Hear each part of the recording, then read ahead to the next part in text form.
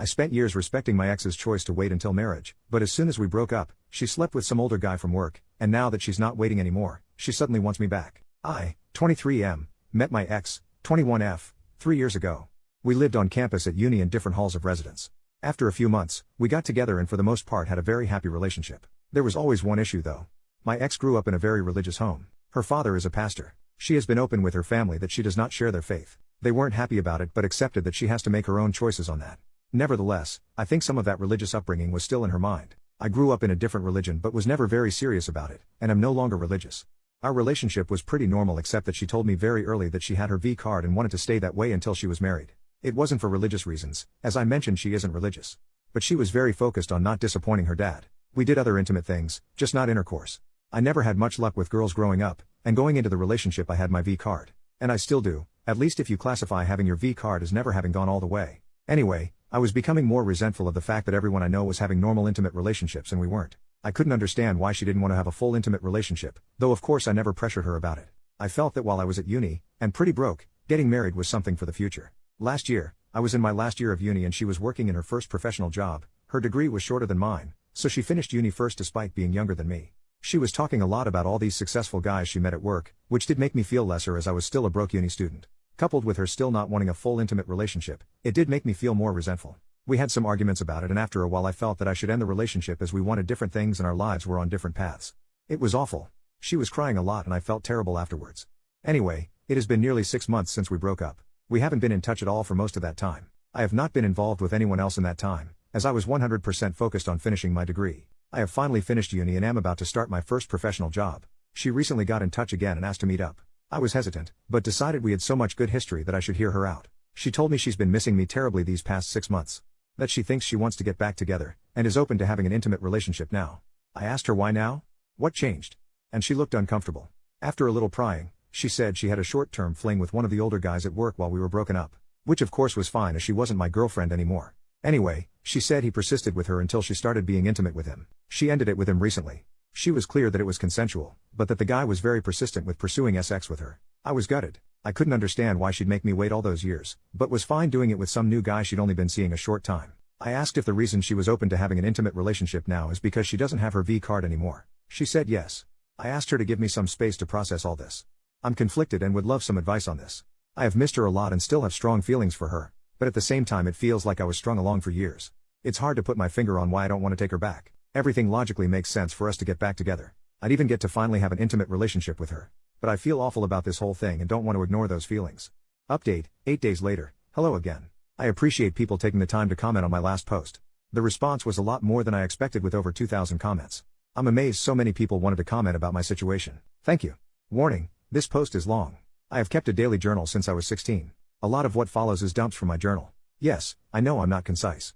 I'm going to refer to my ex as Ellie, not her real name. I'd like to write a bit about the comments because so many people took the time to provide their thoughts and I appreciate that. The majority of comments were some variation of move on, a clean break, a strong recommendation with a lot to recommend it. A minority said give her a chance and see how it goes. Plenty calling me a jerk for ending it because I wanted sex in our relationship, or for being obsessed with her virginity. That I dumped her because she wouldn't put out. And quite a few saying my breaking up with her made her feel like sex is necessary to keep a guy and that it drove her heartbroken into the next guy's bed. There were a few she's pregnant comments. Not that I know of, it's not impossible but if that happens it won't be anything to do with me. The dude saying I should screw her and leave her, or worse, seriously some of you guys need a hug, or a psychologist. No. I would never use her like that, no matter our past. Ellie and I were a loving couple for years. That counts for something even after we broke up. Feeling hurt doesn't justify using her, or anyone else for that matter. As for comments that I have some hang up about taking her virginity, my issue when together was that we weren't having sex in our relationship, not whether she was a virgin or not. Her being a virgin was her reason for being abstinent, but wasn't directly an issue either way to me. If she hadn't been a virgin and wanted to be abstinent I would have been in the same situation. The title of my last post was not great really. I broke up because we were not having sex, not because she was a virgin.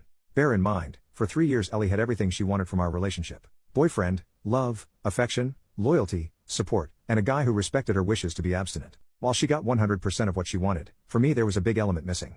And there was no way to reconcile that. Either we were having sex or not having it. Sex requires both to say yes and that wasn't going to happen. With hindsight I should have ended the relationship early on, when Ellie first told me she wanted to not have sex until marriage. When we got together I was a naive 19-year-old who had never had a girlfriend before so I kind of went along with things because I really liked her and got along with her so well. I fell in love with her and then kind of felt stuck in a relationship that wasn't what I wanted. I've learned from this and won't make that mistake in the future. I want to make active, not passive choices in future relationships. To not just go along with things because that's what the other person wants. Our views about sex in our relationship were not compatible, so I ended the relationship rather than waiting any longer hoping she'd change her mind. It was scary to take that step and I put it off for way too long, because I didn't want to hurt her. But I couldn't stay in the relationship just for her, I had to also consider myself too. My mistake was waiting so long to get to that point. I regret that as it caused her more hurt than if I'd ended it early on. Many of you say that sex just isn't that important. But for me it is, at least as part of a relationship. You can disagree. That's fine. Some people are fine being in no sex relationships. No judgment from me, but that's not what I want. Some people took issue with me saying I felt she strung me along. On reflection, that's fair. Ellie was clear to me about wanting to not have sex until marriage. I foolishly stayed way too long hoping she'd change her mind one day. She didn't. That was my mistake. I strung myself along really. She never led me on in any way. It hurt to learn that she had sex with the next guy relatively quickly after I waited so long. But she is my ex, so that is not my business anymore. She is allowed to change her mind. She can have sex, or not, with whoever she chooses. I don't get a say in that. My hurt is an emotional response, not a logical one. Logically I see she did nothing wrong by me, I'll get over it. It's just my bruised ego if I'm honest with myself. Feeling I'm somehow a lesser man because she took that step with the next guy. I know objectively that isn't true, but I sure feel it. I was not a perfect boyfriend and I have made mistakes. I have learned from them. I don't regret breaking up with Ellie and still think it was the right decision for me. Enough background. A few things have happened. Last weekend was the Australia Day long weekend. I was on a camping trip, in the Grampians for any Aussies reading. It was so nice to be in nature, to do some bushwalks with friends and decompress. It felt good to talk about the Ellie situation with my mates around the campfire. Most of them knew Ellie pretty well from our years together and they had a range of views, just like the commenters on my post. And I got the usual good-natured crap about still being a virgin. I learned there's an expensive bottle of scotch they bought a while ago that's going to have its seal cracked when mine is. Bastards lol. One great question a friend asked was whether I would have ever decided to reach out and take Ellie back if she never reached out to me first. The answer is no. It was so obvious to me. That cut through a lot of the confusion for me. I was being too passive in this situation, and needed to do what I wanted. Not just react to what Ellie wanted. By the time I was on the way home, I had decided to not get back together with her. But that was moot. When I was driving home and got a mobile signal again, no mobile network where we had camped, the network delivered a bunch of messages from Ellie all at once. She said she was wrong to ask me to get back together, and that she's back with Tim, fake name, now. She also texted that the thing with Tim is more serious than she told me when she last met with me. She apologized for misleading me about her and Tim's relationship. If you remember, she called it a fling before. She asked if we could meet to talk about it. I was not happy so I just texted back no. Not very mature of me but I wasn't in the mood to hear more about all this. And I was surprised and pissed off that she lied to me.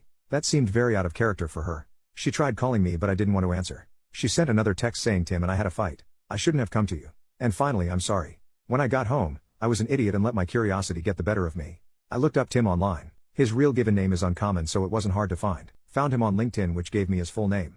Ellie is one of his connections and he works at the same firm so I was confident it's him. He's a director at their firm, one level below partner. He also has pics on Insta.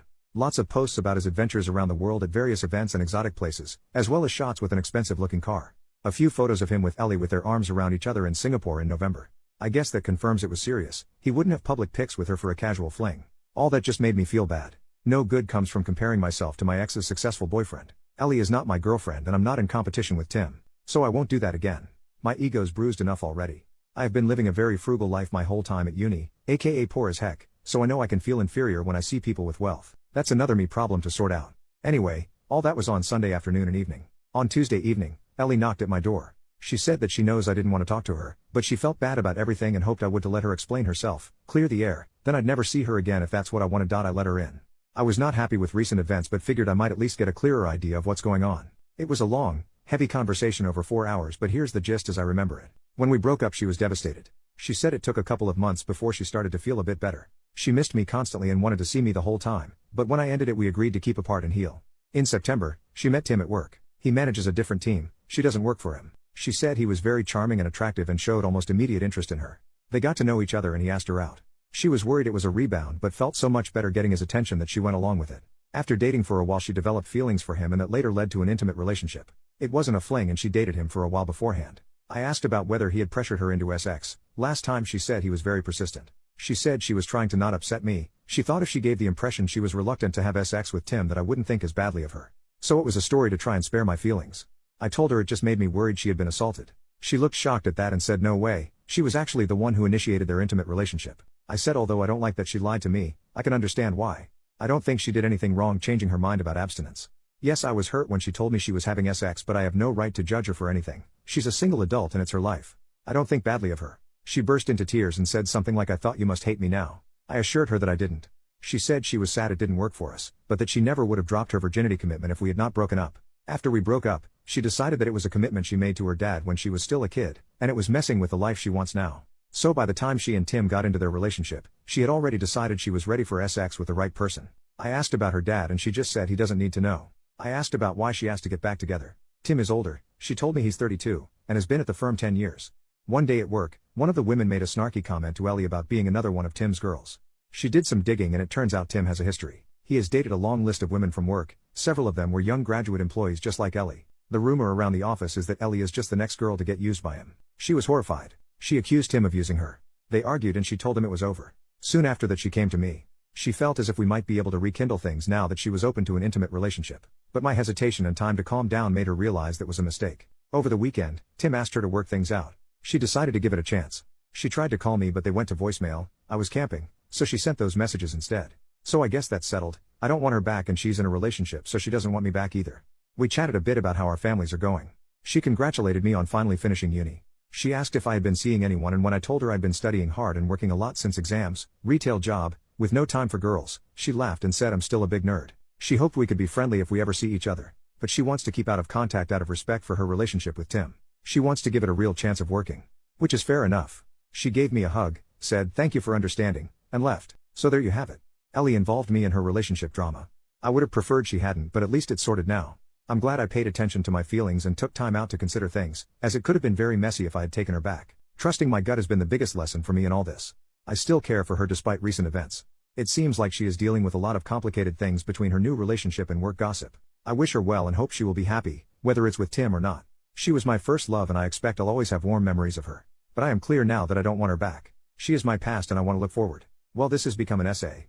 Tutors at uni always told me I was too waffly in my writing. Well, screw those guys, I'm not a student anymore. I can now focus on launching my new career with no distractions. I've worked so hard for so long to get here. My new job starts on Monday. It's going to be so great building actual real experience, my new profession, not just endless theory. I'll be earning much better money, no more student poverty, and I've got graduation in May to look forward to as well. I'm open to finding someone new, but that is way down my priority list. I'm not going to actively pursue that anytime soon. Cheers everyone for your comments and advice. Edit, the next day. Okay, you've convinced me. Today I blocked Ellie on everything. Since we agreed not to be in touch again, that shouldn't matter, but if she doesn't stick to that agreement, for example if she and Tim split or fight again, then it won't be easy for her to contact me again. I thought it was a petty thing to block someone, but in this case you've convinced me that it's a way to take control of the situation. With luck I won't hear from her again, and if I do, like if she knocks on the door, I'll remind her of our agreement and shut her off. Time to stop being passive and take charge of my life, a life Ellie will not be part of. Second update, 5 months later, bumped into Ellie again. My old throwaway got blocked so I had to make this new one. I learned a lot through that experience and believe that I'm a little less naive than I was. Many of you said I would see Ellie, now 22F, again. You were right. There was some confusion in comments previously about dates of graduation and work. I'm an Australian living in Melbourne. University here runs from late February/early March to November each year. Our summer holidays are in December to February. Graduate intakes into companies are usually in February each year. If you recall from my previous posts, my ex Ellie and I mutually agreed to be no contact after some drama on her part.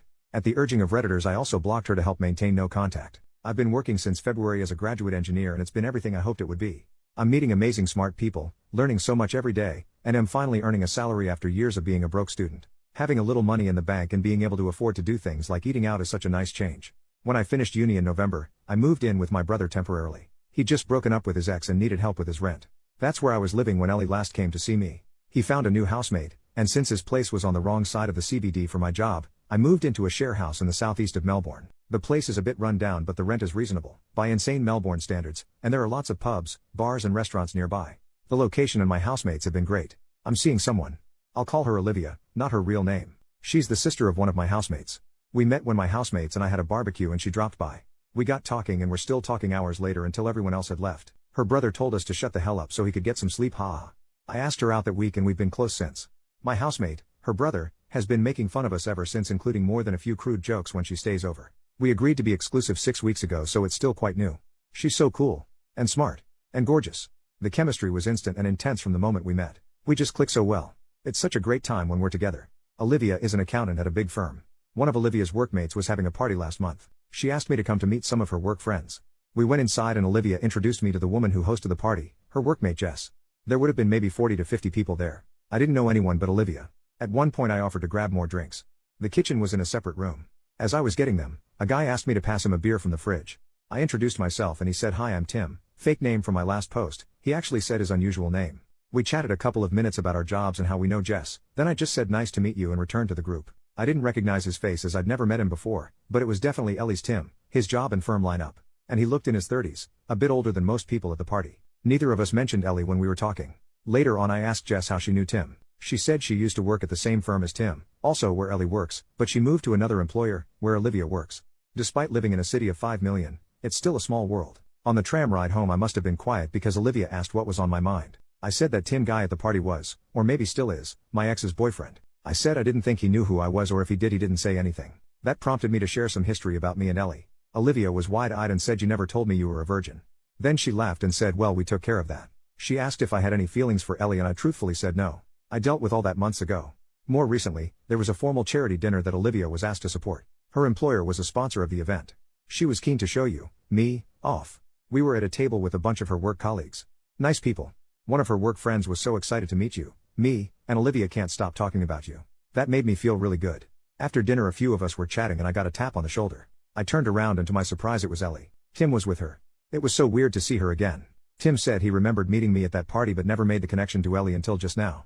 She must have told him about me. Ellie looked very different. She had lost a lot of weight and was very slim. The tight red dress she was wearing made that obvious. Her dad would not approve. Not that she was ever overweight, but I'd never seen her that thin before. She was immaculately made up with what looked to my ignorant eye like expensive jewelry. She'd changed her hair too, now blonde instead of her natural auburn. She looked like a sleek rich girl, not the poor pastor's daughter I remember. Don't get me wrong, she looked amazing, but she looked like a different person. I know it was a formal event so we were all dressed nicely, but this was a major transformation. Despite her glam looks, when I saw her I didn't feel anything for her. Just nothing. Ellie said she was so glad to see me and she had some news, holding out her hand to show a diamond engagement ring. I know nothing about diamonds but it looked pretty big and expensive to me. I offered my congratulations to them both. Just then Olivia walked back over. I introduced her to Ellie and Tim. Olivia put her arm around me and Ellie's smile seemed to kind of freeze. I didn't really know what else to say, so I just said nice to see you again and wished them all the best for the wedding. Tim walked off and Ellie just sort of stood there a moment. It was awkward. Later on, as we were leaving, Ellie was staring at us as we walked out. Olivia said later that I think she still has a thing for you. I said it doesn't matter. Anyway, cut to a few days ago. My brother messaged me saying Ellie stopped by looking for me. Yes, Reddit, you were right. He knew to not share my new address with her, so all he said is I'd moved out. Next day I received an email from an address I hadn't seen before. It was Ellie. No acknowledgement that she was breaking our agreement to be no contact. No mention she stopped by my old place. It said it was so great to see you again, I've missed you and that girl you were with is pretty, how serious is it? And telling me she and Tim have big plans for their wedding next year and she hopes I can come. I was annoyed because she is trying to make her life my business. Again. Despite promising no contact. Even going to the trouble to make a new email address to get around me blocking her. I showed Olivia the email and she rolled her eyes and asked me to think about why my ex would send me that. Why indeed. Olivia is great at cutting through bullshit and reads people way better than I do. Ellie can't have me back. I'm in a relationship now plus she's engaged, and it's not like I would go to their wedding. Who goes to their ex's wedding? It wouldn't be right. I don't know why she's trying to contact me, but I can guess that she wants to use me for emotional support again. Or maybe things are rocky with Tim, who knows? Whatever she wants, it's not happening. She has family and friends, she can talk to them. I deleted the email and blocked the address without replying. Ellie promised she'd keep out of contact and just couldn't help herself. I still intend to keep my word, no contact, even if she doesn't. I've also set up a filter to send any email containing her name to the bin. Olivia and I had a talk after that. I asked if she was concerned about the Ellie thing but she said no, she's not worried, she didn't get serial killer vibes from Ellie. I'm glad none of this has put her off me. So nothing too dramatic but it does prove you guys were right, Ellie could not contact me despite promising to do so. I was able to sidestep her much more easily than last time. Ultimately this is a good news story. Life is so great right now. I've got a cool new girlfriend, a fun place to live and a new career I love. It has been easy to leave Ellie behind.